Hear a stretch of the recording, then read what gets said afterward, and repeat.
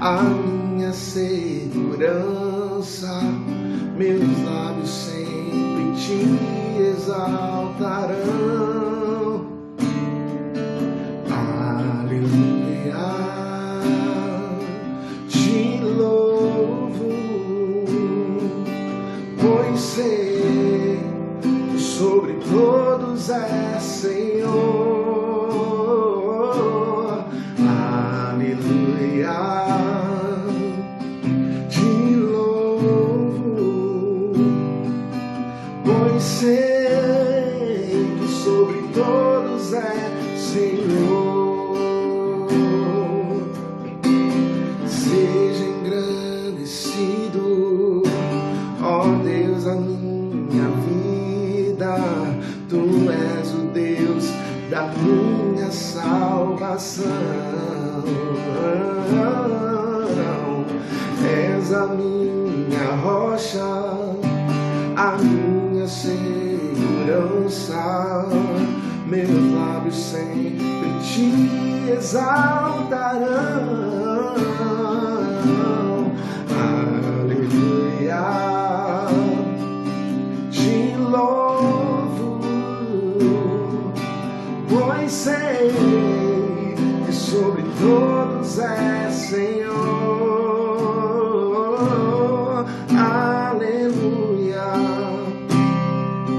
te louvo, pois sei que sobre todos é Senhor. Aleluia, aleluia, aleluia, louvemos ao Senhor. Aleluia, aleluia, aleluia, louvemos ao Senhor. Aleluia, louvemos ao Senhor.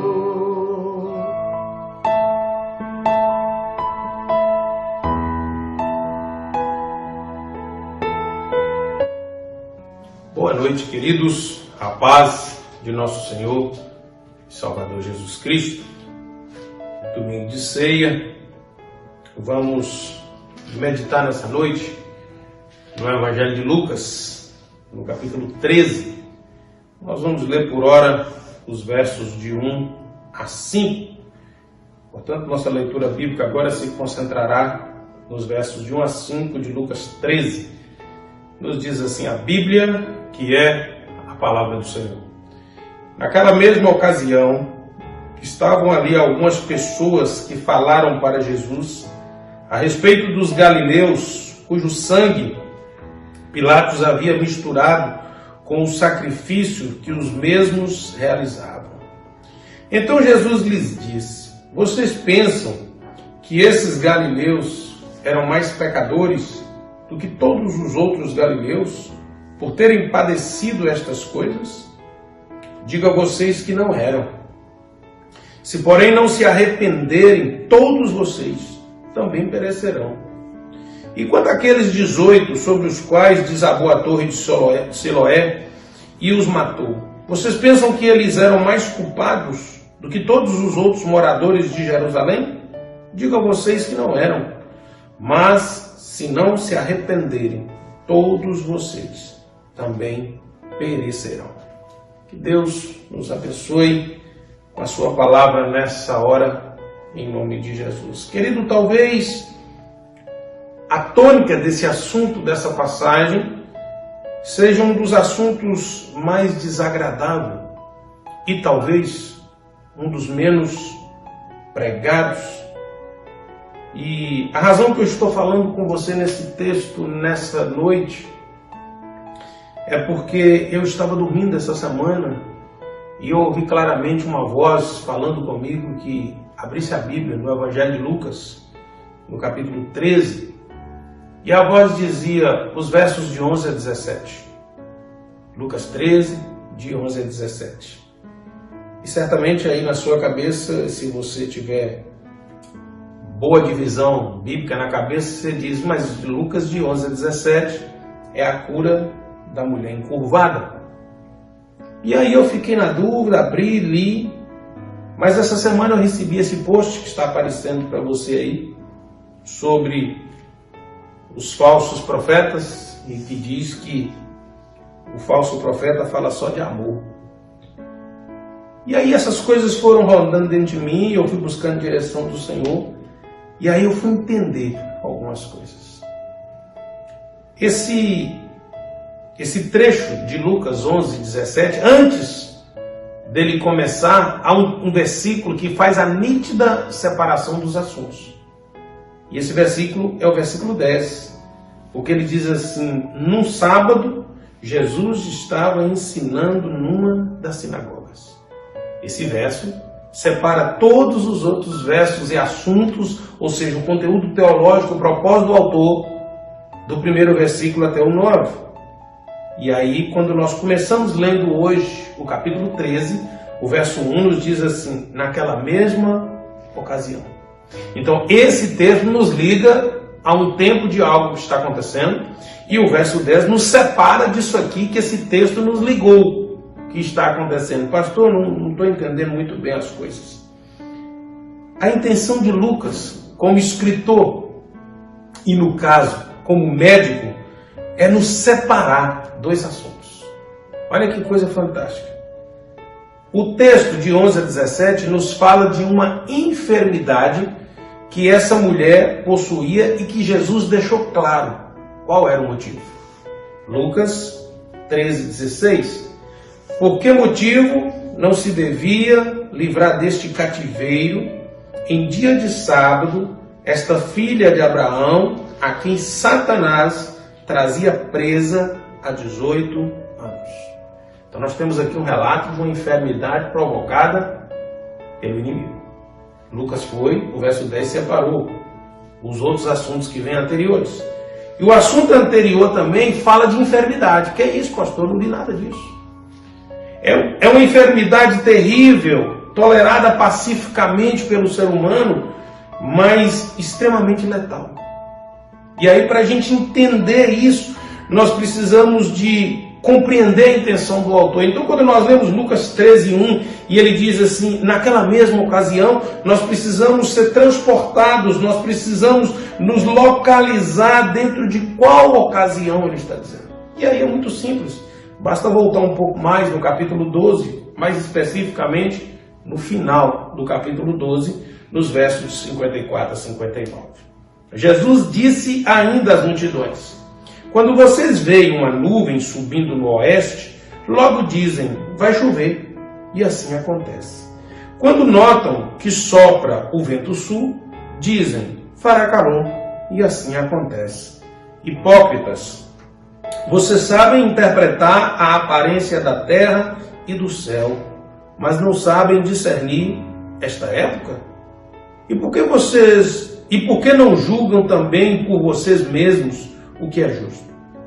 Quando você for com seu adversário ao magistrado, faça o possível para chegar a um acordo com ele enquanto vocês estão a caminho, para não acontecer que ele arraste você ao juiz. O juiz entregue você ao oficial de justiça e o oficial de justiça ponha você na prisão. Digo-lhes que você não sairá dali enquanto não pagar o último centavo. Sobre o que Jesus estava ensinando. Uma nota importante são admoestações finais de Jesus. Jesus está indo para Jerusalém, onde será crucificado. Então, algumas coisas nós precisamos entender. Jesus está dizendo, vocês não sabem discernir o tempo das coisas que estão acontecendo? Você sabe olhar para o sol e ir para o tempo e falar se vai chover ou não? Vocês não estão entendendo o que está acontecendo? Ou seja, ele está indo para Jerusalém. O homem do lado fazendo um acordo é o povo judeu com ele, antes que sejam lançados na prisão. Não é Jesus. Ele está deixando claro para eles, quem está caminhando para o julgamento não é Jesus indo a Jerusalém. Quem está caminhando para o julgamento é Israel. Por isso a parábola do homem e do juiz.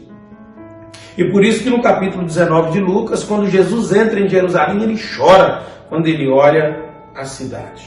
Mas vamos entender agora os versos 1 e 3. Naquela mesma ocasião, estavam ali algumas pessoas que falaram para Jesus a respeito dos galileus, cujo sangue Pilatos havia misturado com os sacrifícios que os mesmos realizavam. E então Jesus lhes disse: vocês pensam que esses galileus eram mais pecadores do que todos os outros galileus por terem padecido essas coisas? Digo a vocês que não eram, e se porém não se arrependerem, todos vocês perecerão. O fato narrado, trazido a Jesus, é de um grupo de peregrinos galileus que tinham ido ao templo, muito provavelmente na festa da Páscoa ou dos tabernáculos, para oferecerem os seus sacrifícios. Todavia, Pilatos mandou que eles fossem executados. E a execução foi com requinte assim de crueldade. O sangue dos animais se misturou com o sangue dos que foram mortos. Há todo um terror, há todo um espanto na cena e ao mesmo tempo há uma profanação, porque o sangue dos pecadores que estavam expiando pecados se misturou com o sangue que era oferecido para que eles fossem perdoados dos seus pecados. E havia um pensamento rabínico na época. E esse pensamento era mais ou menos assim: ninguém sofre sem culpa. Cada um, pelo tamanho do seu pecado, recebe o seu merecido castigo. O pensamento desses judeus aqui é que só pode ter sido uma carga de pecados tão grande que o sacrifício que era para aplacar não teve condições mediante os fatos relatados. E o próprio Jesus dá uma resposta imediata. Enquanto aqueles 18 que sobre os quais desabou a torre de Siloé e os matou, vocês pensam que eles eram mais culpados do que todos os outros moradores de Jerusalém? Digo a vocês que não eram. Mas se não se arrependerem, todos vocês também perecerão. Por que Jesus está citando isso? Porque Siloé era um bairro de Jerusalém. O acidente com esses pedreiros, com esses artífices que aconteceram em Jerusalém foi público e notório. E nós sabemos que os judeus se consideravam, os de Jerusalém, superiores aos que não eram da cidade. E que os da Galiléia eram considerados do baixo clero, razão pela qual o próprio Natanael vai dizer em João 1,46, quando ele é convidado por André para conhecer Jesus, ele responde: então Natanael perguntou, de Nazaré, que é da planície da Galiléia, pode sair alguma coisa boa? Era esse o sentimento.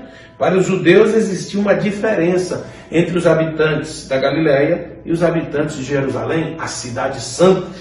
Como para alguns evangélicos, existe diferença daquele que é evangélico para aquele que está de fora da igreja. Nós sabemos disso. Pilatos foi o causador da morte daqueles galileus. E os causadores da morte lá, dos 18 lá de Siloé, tomando aqui a linguagem dos técnicos de segurança, ou foi uma condição insegura ou um ato inseguro.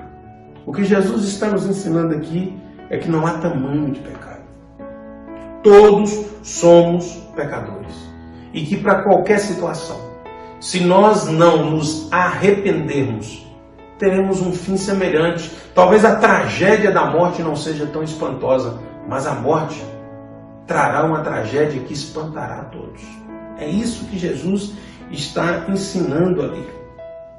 E aí eu volto a afirmar para você que das doenças, chamadas de doenças silenciosas, e aí a gente lembra de diabetes, hepatite, hipertensão, porque elas só manifestam quando já estão avançadas. Há uma doença silenciosa espiritual chamada falta de arrependimento. E ela bloqueia toda a cura, ela atrapalha tudo na caminhada espiritual das pessoas. Então, primeiro Jesus responde a pergunta: não vos digo antes, se não vos arrependeres, todos, de igual modo, perecereis. Tanto os galileus quanto quem mora na cidade santa, não importa, se não houver arrependimento, você perece do mesmo jeito. E vai sofrer muito mais, não é na morte, vai sofrer depois da morte. A segunda coisa, Jesus deixa um aviso. E esse aviso ele deixa através de uma parábola.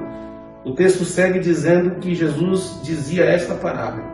Um certo homem tinha uma figueira plantada na sua vinha e foi procurar nela fruto, não o achando, e disse ao vinhateiro: eis que há 3 anos venho procurar fruto nesta figueira e não o acho. Corta, porque ocupa ainda essa terra inutilmente. E respondendo ele, disse-lhe: Senhor, deixa este ano até que o escavem e esterque, e se der fruto, ficará. Se não, depois a mandarás cortar. Lucas 13, de 6 a 9. Jesus está deixando claro que essa figueira no meio da vinha é Israel. Porque uma figueira plantada no meio da vinha, ela goza de privilégios que ela jamais gozaria em outro lugar. De umidade, cuidado, fertilização, frescor, tudo. Então Jesus está dizendo: Israel é uma figueira com cuidados de vinha. Mas chegou o tempo de Israel produzir alguma coisa e ela ainda não está produzindo. O machado está posto na raiz. Mas aí o vinhateiro está intercedendo por Israel. Quem é o vinhateiro? Jesus. Ele diz: olha, Israel, eu consegui mais um tempo para vocês. E realmente esse tempo foi dado. A Bíblia não nos conta com clareza de detalhes, mas a história nos diz que no ano 70, Jerusalém foi destruída, conforme Jesus profetizara quando entrou chorando naquela cidade, e está escrito no capítulo 19, nos versos 43 e 44. Pois virão dias em que seus inimigos cercarão você de trincheiras e apertarão o cerco por todos os lados e vão arrasar você, matar todos os seus moradores. Não deixarão pedra sobre pedra, porque você não reconheceu o tempo em que Deus veio visitá-lo. O dono da vinha veio na vinha, visitou a figueira e ela não reconheceu a visita do seu dono. Segundo Flávio José, 1 milhão e 100 mil homens haviam ido para Jerusalém para as festas. E aí o general Tito, comandando cerca de 100 mil homens, cercou Jerusalém. E foi um cerco sem precedente, porque como havia uma multidão muito grande para a festa, rapidamente começou a faltar alimento e, segundo alguns, esse cerco durou 3 anos. E essa escassez de alimento e essa escassez de tudo começou a levar a cidade a um desespero, que há registros que mães comeram seus próprios filhos para não morrerem de fome. E Tito tentou a redenção várias vezes. Mas, segundo a história, 2 líderes daquela cidade não aceitaram a rendição, e quem tentava fugir de Jerusalém para se render ao exército de Tito era morto se tentasse fugir. E então Tito preparou uma investida com 70 mil homens, usando escadas, catapultas, demolições de muros, e ele vai tomar de assalto com as chamadas torres de assalto. Ele vai tomar a cidade. E naquela tomada, 100 mil pessoas vão morrer. Na tomada de Jerusalém, o templo vai ser destruído. Segundo o historiador, o templo possuía uma porta de bronze que necessitava de 10 a 20 homens fortes para romper e abrir a porta. E essa porta veio abaixo. E Jerusalém foi destruído, o templo foi destruído e foi queimado a fogo. Mas o que tudo isso traz para nós de aplicação nessa noite? Aqui é a história do fato que aconteceu. Mas qual é a razão que o autor nos escreve e nos deixa esse registro? É muito simples, meu irmão, minha irmã. Assim como nas doenças, nós queremos dar um jeitinho, nós queremos negar que elas existem, nós queremos deixar para depois. Mas não tenha dúvida que uma das grandes lições sobre tratamento e arrependimento eu vejo no exemplo de Davi. Quando eu leio o Salmo 51, nós observamos uma ampla confissão e arrependimento com uma riqueza de detalhes relativo ao pecado que Davi havia cometido em 2 Samuel capítulo 11, quando ele toma a mulher do soldado Urias, Batseba, para ser sua esposa depois que ele a engravidou. Mas quando Davi viu aquela mulher tomando banho e atrás para o palácio e comete um estupro contra ela, porque ela, claro, não resistiu ao rei, porque ela tinha medo talvez pelo seu marido, mas ele a violenta e ela vai ficar grávida. Davi, ao invés de se arrepender e se confessar, Davi começa a usar estratégias. A primeira estratégia que ele usa é trazer Urias da guerra para ficar com sua mulher em casa, você merece um descanso, mas não dá certo. Urias é um soldado fiel. E ele diz: soldados do meu Senhor estão no templo, eu vou ficar no templo. Quando estão no templo, eu vou ficar no templo. Não entra para dentro da sua casa. Davi então usa uma segunda alternativa. Promove um banquete, muito vinho e tenta embebedar Urias para que Urias, então bêbado, vá para sua casa. Também não deu certo. Então ele faz uma terceira tentativa, ao invés de procurar se limpar, ele afunda ainda mais na lama. Ele programa a morte do marido de Batseba, de Urias, e encomenda isso ao seu comandante fiel de confiança, e isso vai acontecer. Urias é morto na batalha.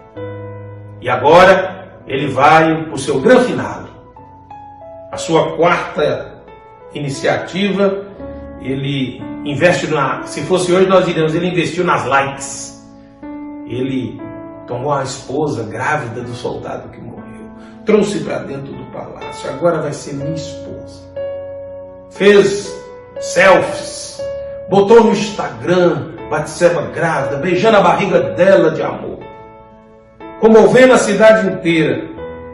Mas em momento algum ele apresenta arrependimento, até que o Senhor envia um profeta, um pregador de arrependimento até Davi. E em 2 Samuel capítulo 12, de 5 a 7 nós lemos: tão certo como vive o Senhor, o homem que fez isso deve ser morto.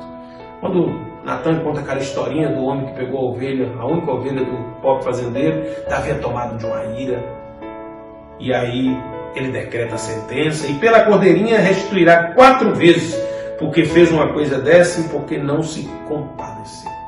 E então Natan diz a Davi: esse homem é você, assim diz o Senhor, o Deus de Israel.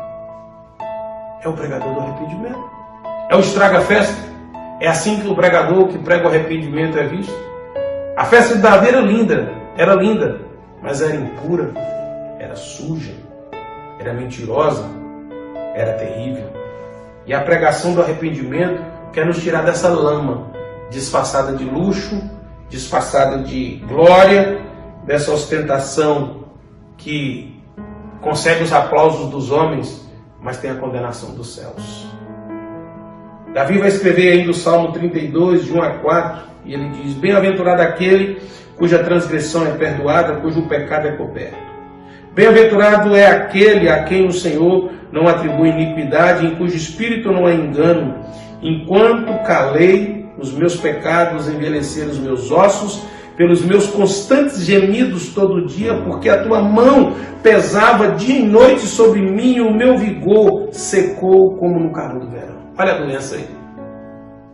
Davi disse que como aquele que passa mal pela baixa umidade, era assim que a alma dele se sentia.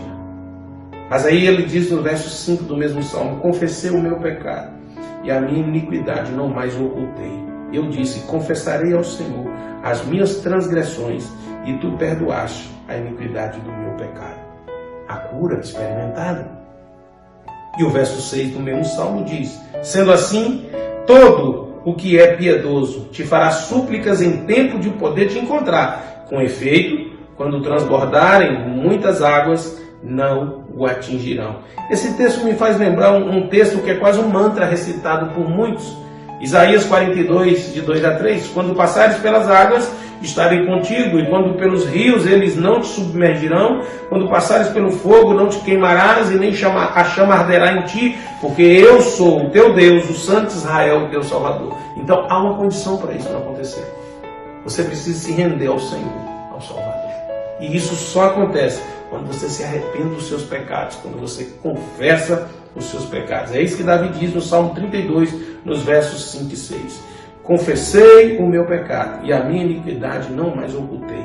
Eu disse, confessarei ao Senhor as minhas transgressões e tu perdoaste a iniquidade do meu pecado. Sendo assim, todo o que é piedoso, que pratica a religião verdadeira, isso que é piedade, te fará súplicas em tempo de poder te encontrar. Com efeito, quando transbordarem muitas águas, não o atingirão, porque escolheu o Senhor. Pastor, mas o texto nosso é Lucas, então voltamos a Lucas 13:5. Não vos digo antes, se não vos arrependerdes, todos, de igual modo, perecereis. Era sobre isso que Jesus estava falando. Ele vai curar uma mulher de uma doença visível, mas antes ele vai ensinar para a igreja que havia uma doença invisível, com poder de destruição muito maior, e que eles não estavam vendo. Ainda hoje é assim, querido. Há muitas pessoas doentes, há muitas pessoas padecendo, porque preferiram esconder o seu pecado. E Deus tem enviado os seus pregadores de arrependimento. Tem hora que é por uma canção, tem hora que é por um testemunho, tem hora que é por uma palavra pregada, mas Deus tem enviado os pregadores do arrependimento. Portanto, nós não teremos nenhuma desculpa para dar. Por qual motivo? Não nos arrependemos dos nossos pecados e não nos achegamos ao Senhor, ao Salvador, ao Santo de Israel. Curva a sua cabeça, vamos orar. Deus, nessa noite, eu quero dizer que eu me arrependo dos meus pecados. Eu quero pedir agora, meu Deus, que no poder que há no sangue de Jesus, o Senhor perdoe os meus pecados. Eu sou um pecador horrível e eu preciso nessa noite ser lavado, remido pelo sangue de Jesus. Apaga as minhas transgressões. Escreve o meu nome no livro da vida. Perdoa as minhas faltas. É o que eu te peço nessa noite. Senhor meu, Deus meu, Salvador meu, Santo de Israel. É no nome de Jesus que eu oro. Amém? Você orou assim? Que Deus te abençoe. Que Deus derrame graça sobre a sua vida. Preparem agora seu pão, seu suco de uvas. Vamos celebrar a ceia do Senhor.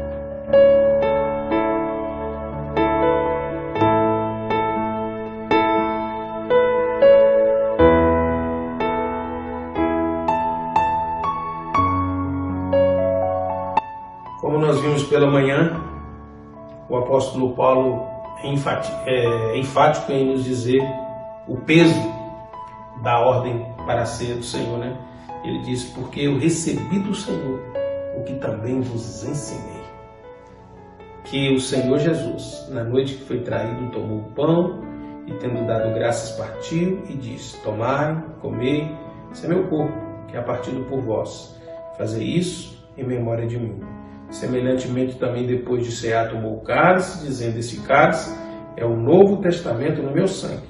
Fazei isso todas as vezes que beberdes em memória de mim. E aí o grande memorial, porque todas as vezes que comerdes este pão, beberdes este cálice, anunciai a morte do Senhor até que venha. Declare, né, como nós vimos nessa manhã, Maranata, vem Senhor. Declare, Hosana, vem nos salvar. Então vamos, nessa noite, celebrar a ceia do Senhor.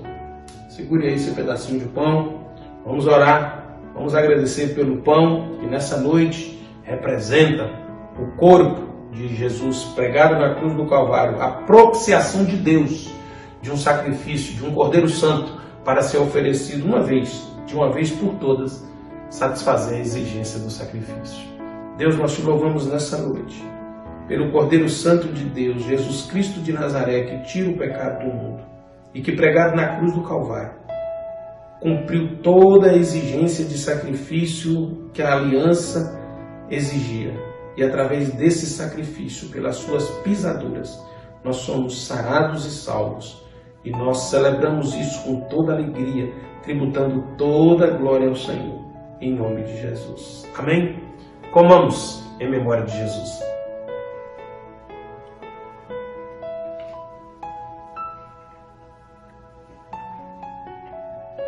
E o cálice é a aliança. A aliança precisava ser renovada todo ano com o sangue de um novo cordeiro. Mas através do sangue de Jesus derramado na cruz do Calvário, a aliança foi satisfeita para sempre.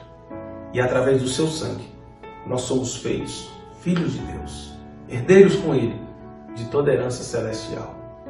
Esse sangue não só expia o nosso pecado, esse sangue não só nos justifica, mas esse sangue nos faz unidos com o Senhor através de uma aliança poderosa e única no sangue do Cordeiro.